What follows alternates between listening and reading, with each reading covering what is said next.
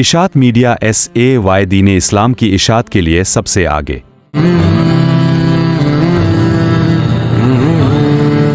الحمدللہ رب العالمین، الصلاة والسلام علی سید الانبیاء والمرسلین وعلی آلہ اصحابہ اجمعین، اما بعد فاعوذ باللہ من الشیطان الرجیم، بسم اللہ الرحمن الرحیم۔ ما کان محمد ابا احد من رجالکم ولکن رسول اللہ وخاتم النبیین۔ رسول مجتبیٰ کہیے، محمد مصطفیٰ کہیے، رسول مجتبیٰ کہیے، محمد مصطفیٰ کہیے، خدا کے بعد بس وہ ہے، اس کے بعد کیا کہیے۔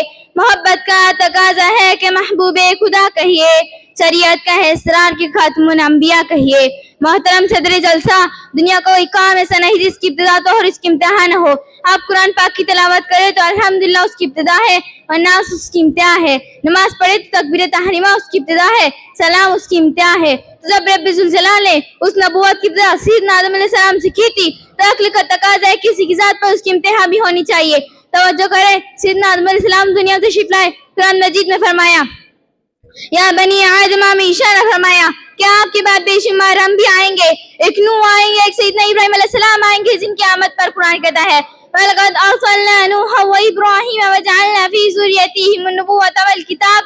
آگے فرمایا ثُمَّ قَفَّيْنَا عَلَىٰ آثَارِهِمْ، معلوم ہو رسالت کا سلسلہ بھی جاری ہے۔ جلیل القدر انبیاء میں ایک اور جلیل القدر پیغمبر سیدنا موسیٰ علیہ السلام بھی ہے جن کی آمد پر قرآن کہتا ہے وَلَقَدْ آتَيْنَا مُوسَى الْكِتَابَ وَقَفَّيْنَا مِن بَعْدِهِ بِالرُّسُلِ، کہ ہم نے موسیٰ کو کتاب عطا کی اور ان کے پیچھے پیچھے لگاتار یکی کے بعد دیگر مسلسل انبیاء بھیجے۔ معلوم ہوا رسالت کا سلسلہ بھی جاری ہے۔ توجہ کریں، سیدنا آدم علیہ السلام دنیا میں تشریف لائے، قرآن کے دن کے بعد سنائیں گے۔ سیدنا نوح تشریف لائے، قرآن کے دن کے بعد سنائیں گے۔ سیدنا ابراہیم علیہ السلام دنیا میں تشریف لائے، قرآن کے دن کے بعد سنائیں گے۔ سیدنا موسیٰ علیہ السلام دنیا میں تشریف لائے، قرآن کے دن کے بعد سنائیں گے۔ مگر جب سیدنا عیسیٰ علیہ السلام دنیا میں تشریف لائے تو قرآن کی زبان سن لو وَإِذْ قَالَ عِيسَى ابْنُ مَرْيَمَ يَا بَنِي إِسْرَائِيلَ إِنِّي رَسُولُ اللَّهِ إِلَيْكُمْ مُصَدِّقًا لِمَا بَيْنَ يَدَيَّ مِنَ التَّوْرَاةِ وَمُبَشِّرًا بِرَسُولٍ يَأْتِي مِن بَعْدِي اسْمُهُ أَحْمَدُ۔ لوگوں، میرے بعد زیادہ نبی نہیں آئیں گے، صرف اور صرف ایک نبی آئیں گا، اس کا نام بھی بتلا دیا، اسمہ احمد۔ میرے آقا محمد صلی اللہ علیہ وسلم دنیا میں تشریف لائے، فرمایا انا بشارۃ عیسیٰ، اور رب کا قرآن کہتا ہے ما کان محمد ابا احد من رجالکم ولکن رسول اللہ وخاتم النبیین۔ گویا کہ رب ذوالجلال نے اس نبوت کی ابتدا سیدنا آدم علیہ السلام سے کی تھی اور میرے آقا محمد صلی اللہ علیہ وسلم پر اس کی انتہا کر دی۔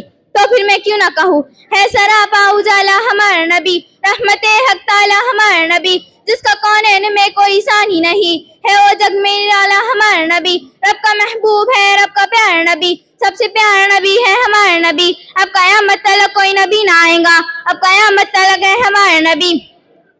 عالی وقار، ختم نبوت کا مسئلہ کوئی معمولی مسئلہ نہیں ہے۔ آپ ذرا اس بات سے اندازہ لگائے کہ میرے آقا محمد صلی اللہ علیہ وسلم کی حیات مبارکہ میں علیہ کلمت اللہ سے وصال تک جتنے بھی غزوات ہوئے، جتنے بھی اصحاب رسول شہید ہوئے، ان میں سب کی تعداد 259 ہے۔